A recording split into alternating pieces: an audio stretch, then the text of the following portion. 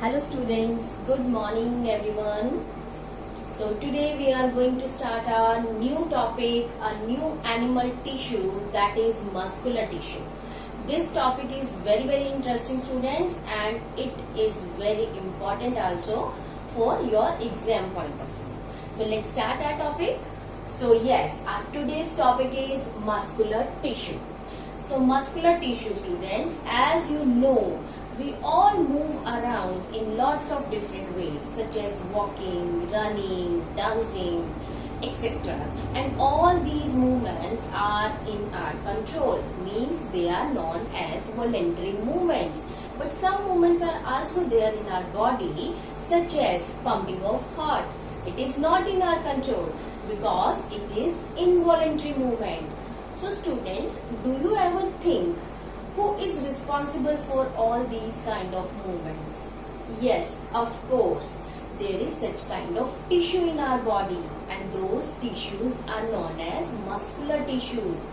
Muscular tissues are responsible for the movement of our body, for the movement inside our body, and on the basis of structure and location and function, these muscular tissues, they are classified into different type of muscular tissues. But before starting their classification, before starting about the different type of muscular tissue, I want to tell you one thing, that how muscles work. Generally, muscles have a special kind of protein in it, which is known as contractile protein. As the name suggests student, contractile. What is the meaning of contractile? Means the particular thing which allow contraction. So because of contractile protein, the muscles contract and relax, and ultimately do their function. So the basic function of muscles is because of their contraction and relaxation. And all these contraction and relaxation, it results into different kind of movements. So let's come to our topic, the different type of muscular tissue. So muscular tissue, it is classified into three different categories on the basis of differences in their structure and their function. So the very first muscular tissue is striated, sometimes we can call it striated or striated, both are correct. Striated or skeletal muscles. The second is smooth muscles, and the third one is cardiac muscles. So just we will discuss about them in little more detail, students. So come to first muscle, striated muscles. So we will also discuss about them here, and we will also differentiate among these three different kind of muscles along with. So striated muscle, you can see the diagram, it is the structure of striated muscles. So first of all, the name. What is the meaning of this striation or striated? Why we call them striated muscles? Because you can see in the diagram, student, it is very clear here that there are striation, dark and light bands are here. You can see here some regions are dark, some regions are light. There are alternate dark and light bands in the muscle cell, and because of these stripes, or we can say because of these striation of dark and light band, these muscles are known as striated muscles. Okay, the next common name of this striated muscle is skeletal muscle. What is the meaning of skeletal muscle? Why we call them skeletal? Because these muscles, they are generally connected with our skeletal system. They are generally connected with the bones of the skeletal system, and they generally help to maintain our body posture. They help for the movement of arms and legs of our body. That's why they are known as skeletal muscles. The very basic first point of this muscle is that they are voluntary in action. Voluntary means their action is in our control. We can move these muscles according to our wish. If we want to move, we can move.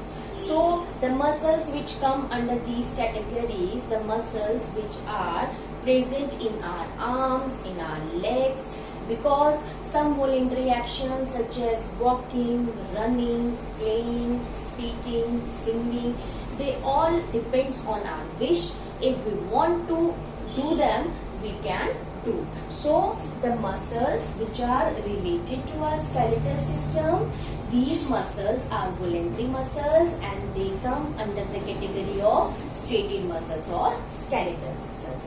So when we see the microscopic structure of this skeletal muscle, we can understand that this muscle or the cell of this muscle tissue is of cylindrical in shape, cylinder-like shape. You can see in the diagram, student, cylindrical cell is there, and the cell is multinucleated. What is the meaning of multinucleated?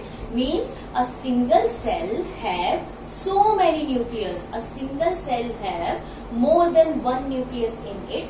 That's why it is known as multinucleated. This is the special character of skeletal muscles. You can see I have drawn the nucleus with red color, and you can see there are more than one nucleus in a single muscle cell, and these nucleus are present on the periphery. Periphery means corner, sides, okay, not in the center of the cell. They are present at the corner of the cells, at the sides of the cells, near the plasma membrane. They are peripheral in nature. And the next common character is the striated muscle is the fastest muscle. It is the fastest muscle, and we have seen where it is located or where it is present. It is present in our arms, in our legs. So these are the special characters about striated muscles. What we have seen here, they are voluntary muscles. They are present in our arms and legs. They connect with the skeletal system of our body, and they help to maintain our body posture. Their structure, the cell of striated muscle is cylindrical. It is multinucleated in nature, and striation. Striation means light and dark color bands, alternative bands are present in this kind of muscle. So this is about the striated muscle, student. Now move to the next muscle, that is smooth muscle. Smooth muscle, yes student, smooth. According to the name, smooth means there is no striation present. Its surface is smooth. That's why it is known as smooth muscles. You can see the structure of smooth muscle here. Smooth muscles are spindle shape. Okay, it is of spindle shape. You can see it is of spindle shape. It is uninucleated, means each cell have only one nucleus in it, but these muscles, they are present in group, students. Okay, they are involuntary. Involuntary means they are not in our control. We cannot control the action of these kind of muscles. And where they are located, they are present in the wall of blood vessels. What is blood vessels? Blood vessels are two thin tubes in our body in which the blood flow throughout the body. So they are present in the wall of blood vessels. They are present in our various organs such as digestive tract, in urinary bladder, and they are also present in the iris of eye. Iris, you have read or studied about the structure of eye in your 8th standard, student, and where you have read about this word iris. The iris is responsible for the amount of light enter into the eye.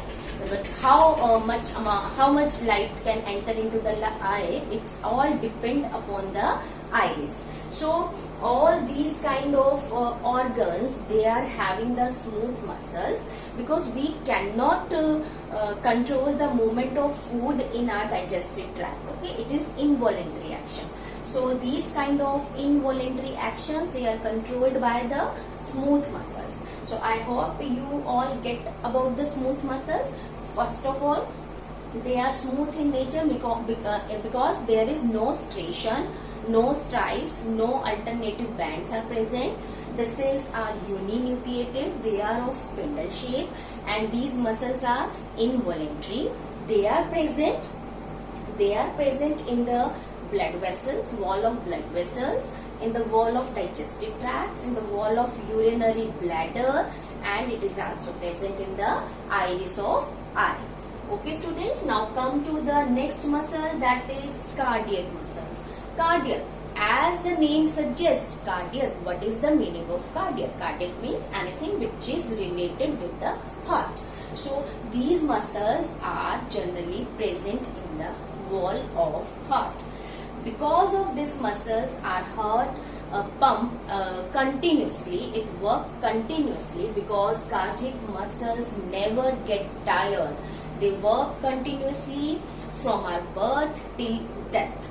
Okay, so these muscles also involuntary, because we cannot control the action of our heart. It is not in our control.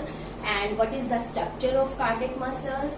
These muscles are also cylindrical in nature, but they are uninucleated. So you can see here some of the characters are just like straighted muscles, but some are just like smooth muscles. They are cylindrical, but they are uninucleated.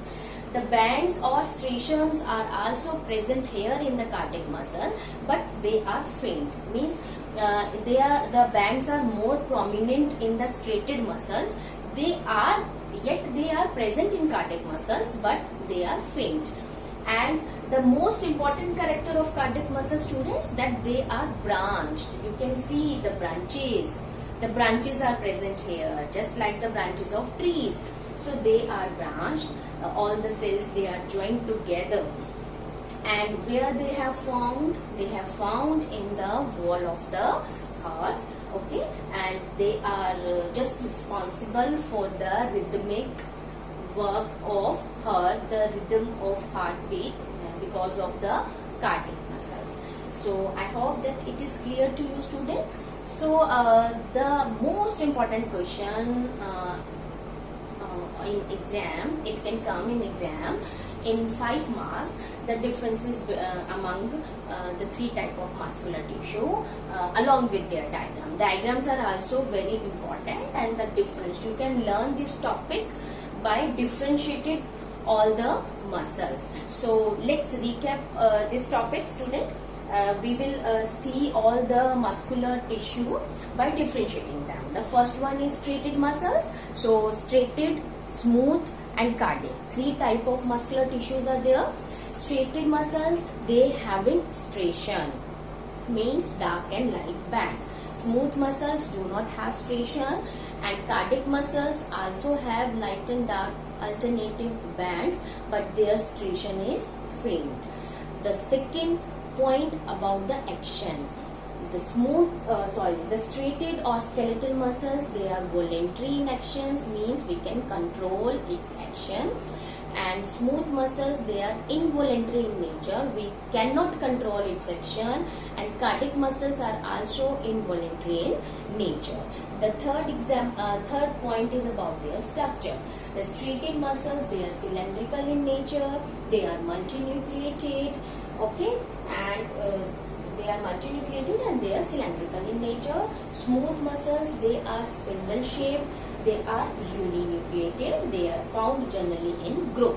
And cardiac muscles, they are also cylindrical in nature but uninucleated, and they are branched.